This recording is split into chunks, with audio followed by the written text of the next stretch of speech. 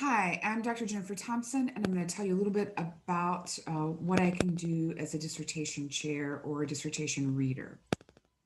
So, first, my background is a PhD in industrial organizational psychology, and I'm on the more I side of that, which is selection, performance management, surveys, very quantitative side.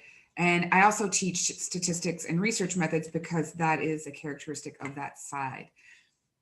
However, about 10 years ago, I retrained in positive psychology. So I go to the conference every 2 years, and my students that are interested publish posters there. And I have a body of work that's been carried through in the applying positive psychology to the workplace, mainly through psychological capital, which I'm going to talk about in just a minute. So, what I can do for you is if you're interested in this area, it can be your chair. And if you have other areas, what I'm good at is helping you come up with a research design. So, I love to do these initial chats when you're exploring who your chair is going to be. And I can give you tons of ideas for different research studies that you can do that would have a sound methodology. And I can also be a committee member that is your research methodology and statistics expert to help you with that if that's not your strong point. So, what am I like as a dissertation chair?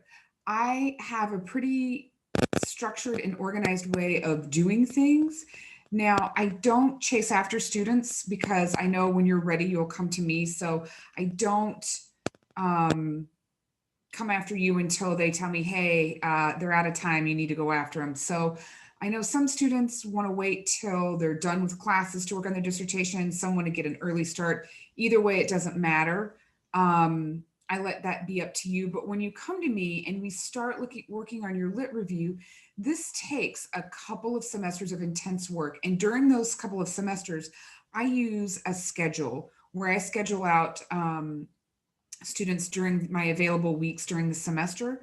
And what that does is it gives some accountability and a plan of the semester for the students, and a deadline for them to meet so they make progress. And then it also helps me schedule out my work so that I can get it back to you fast and I don't have 10 coming in at once and then people are just sitting around waiting.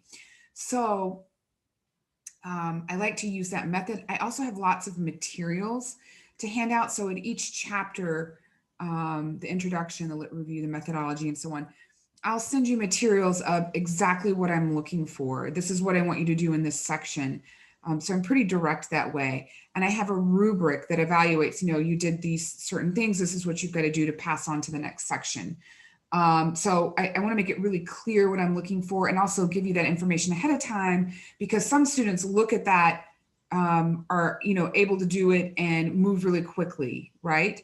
But even if you don't get it or you're not sure what I mean, it's fine. I'm here to help you and we'll work through it. So